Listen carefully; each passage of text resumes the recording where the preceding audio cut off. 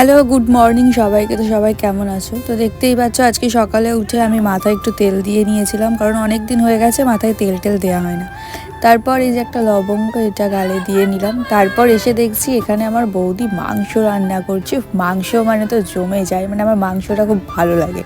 তো দেখলাম বৌদি এখানে মাংস রান্না করছে। মাংস মাংস মাংস না, মাংস হচ্ছে মাংস। মাংস ও মাংস বলে ফেমাস হয়, জানি ওরা মাংস বলে ফেমাস হয়, জানি মাংস বলে ফেমাস হয়। মাংস তুমি ফেমাস হবে। হ্যাঁ, আমি ফেমাস হব। ঠিক আছে, তুমি ফেমাস করবা আমায়? চেষ্টা করবো ভাইরাল করা। ঠিক আছে, থ্যাংক ইউ। তারপর আমি এখানে স্নান টান করে ফ্রেশ হয়ে একটু রোদে দাঁড়িয়েছিলাম। যেহেতু মাথায় আজকে তেল দিয়েছিলাম তাই শ্যাম্পু আজকেই করে নিয়েছি, তার জন্য একটু রোদে দাঁড়িয়েছিলাম। তারপর এখানে আমি ঠাকুরের পুজো টুজো দিয়ে বসে গেলাম লাঞ্চ করতে। আজকে লাঞ্চে ছিল ভাত, কলা ভাজা, মাংস আর আমের চাটনি।